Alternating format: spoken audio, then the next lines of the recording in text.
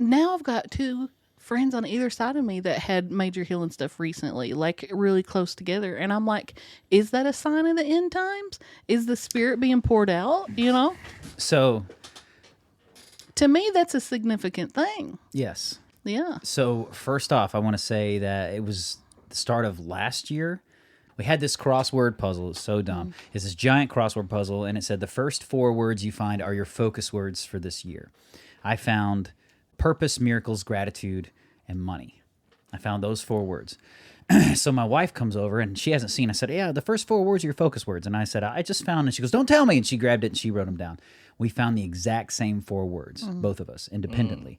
So then we were like, bull crap, there's no other words in this stupid thing. So then we started looking and found a bunch more words, like all over this thing. So purpose, miracles, gratitude, and money were the 4 words. And by the end of that year, the end of 2022 was when my back was healed. It was in December of 2022. Yeah. And for those of you who don't know the story, I suffered with a degenerated disc in my back for 10 years. So much so that when I would jump on the trampoline with my kids, I had to wear a back brace. I couldn't do a bunch of different workouts. I had to be very, very careful. I could only do impact stuff, maybe 10, 15 minutes on the trampoline. Then I'd have to go like get out of it and take breaks. And when I had an episode with it, I'd be down for 3 to 5 days, like laying in bed, just intense pain, acute, what do they call it? Acute lumbar pain, let's just say. And I got to a point where I'd prayed so many times over it. I had anointed myself, and I just said, God, I know God can do this. He's the God of miracles, but he's just not going to. He has some kind of purpose for it. Okay. And that was it. And I just accepted the fact that it was whatever he had that he wanted to do. And then over a Zoom meeting, phone call with a former South African missionary, I was actually interviewing for a job. I didn't get the job. By the end of it, we asked each other what we could pray for. I told him about that I had a degenerated disc in my back. He agreed to pray for me. Started praying right then. And the Holy Spirit fell. He started speaking prophetic word over me. My back started getting hot. And he said, and Lord, let that heat that he feels in his lower back be confirmation to him that you are working a miracle in his back. Holy Spirit went all over me at that point. We like tears. I'm blubbering like a baby. We close the laptop. I stand up for the first time in 10 years, no pain.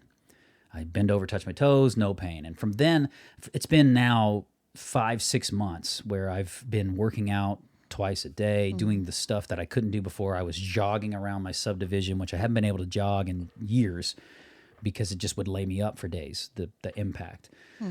So I knew I was healed.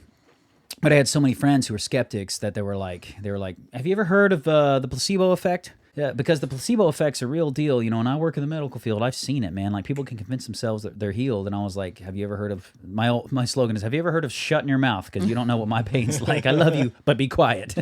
So more recently, I had to go to the doctor for some checkups. And I said, while you're here, can you go ahead and x-ray my lower back? I need it x-rayed and checked out. They x-rayed all my lumbar, and then I'll post right now, actually, you can look at it, the write-up from my x-ray reading, and it says, the history was acute lumbar spine pain, and it says no fractures are detected, and the disc spaces are well preserved, and alignment is normal. The disc spaces are well preserved, which means that squished up, degenerated disc that looked like a little squiggly line is no longer a squiggly line. It is healed. It is miraculously healed for all of the skeptics. I've got the actual proof. This content is brought to you by NotGospelStudios.com. If you want to support the channel but don't know how, just click on over to NotGospelStudios.com, follow and subscribe to us on all of our listening platforms, and then click the store icon where you can purchase Not Gospel Studios merch, including custom spray art. If you'd like your own custom spray art painting, just click the custom spray art icon, and as you're checking out, in the additional notes section, tell us what you want on your painting. We'll create your painting, post the video of it, and you can watch the entire process of how your painting was created while you're waiting for your custom artwork to arrive at your door. As always, thank you guys so much for listening and watching and supporting, and keep being awesome, because that's how God made you. So, people do want to see before and afters. yeah, well, Yeah. I've had so many talks recently with people about why this is happening. And the thing is, so much of the modern church is taught their whole life in their dogma, in their theology, that the age of miracles is done. Yeah, I never understood that because, I mean, I grew up in a charismatic background, so I didn't come from that mindset, but I never understood why they had that thought. Well, see, I had a talk with a guy more recently, great guy, Christian guy, family man, and we were talking, and he said, I said, there's no difference in God, the God that was there when Peter's shadow was cast across people 2,000 years ago, and they were just healed of sickness from his shadow. God's still the same 2,000 years later. What's changed is us. And he goes, yeah, but Jesus gave them specific power, like the power that fell upon them in the day of Pentecost. They can't transfer that power onto other people. That's what we're being taught. They don't think that Holy Spirit we have the that same fell Holy Spirit today in that the they had upper yesterday. room is for everyone. I didn't know they thought that. Why? I didn't know that either. Why do they think that? I don't know. It doesn't make any sense to me. Maybe it's because Jesus, I think it's picking apart the Bible and saying, oh, well, this time they were talking to a specific group of people. This time they're applying it to everybody. For instance, what did Jesus say? He said, wait, after I leave, I'll send you the Comforter. Wait until you are endued with power.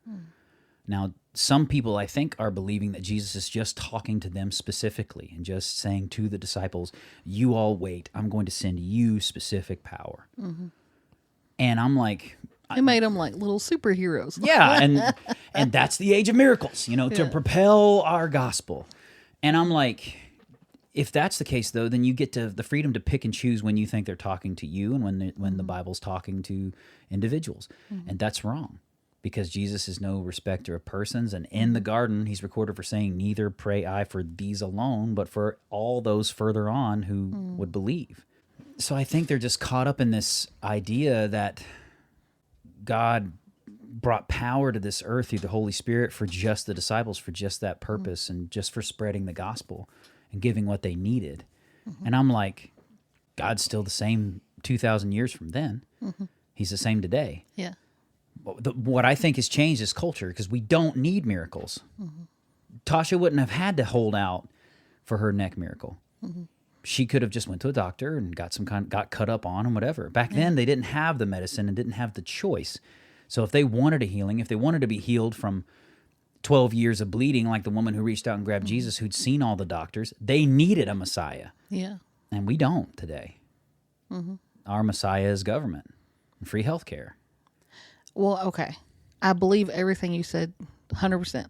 But I think you also have to be careful because there are Christian sects who don't believe in the medical community at all. And their children have died and stuff because they're like, no, we don't go to the doctor. God will heal you if he wants you healed, and they don't take them to the doctor.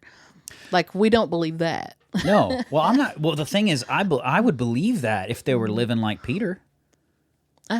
Disagree. No, what I'm saying is we think we want the cake and eat it too. We want to live like God is semi-important and also get all of the miraculous happenings of 2,000 years ago.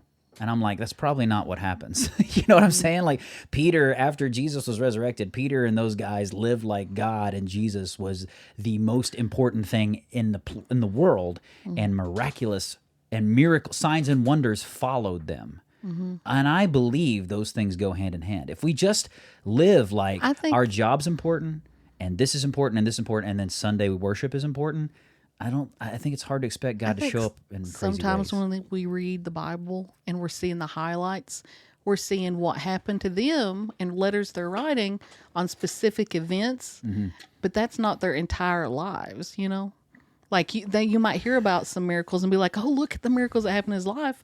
But he might have went 20 years without that sometimes. If you like this clip from the Not Gospel Studios channel, don't forget to share. Click on one of the other links and videos. You can find them here, and subscribe. I think it's down here. Tell your friends about us. Tell them that it's healthy, that it's vegan, and all of those things. Keep being awesome, because that's how God made you.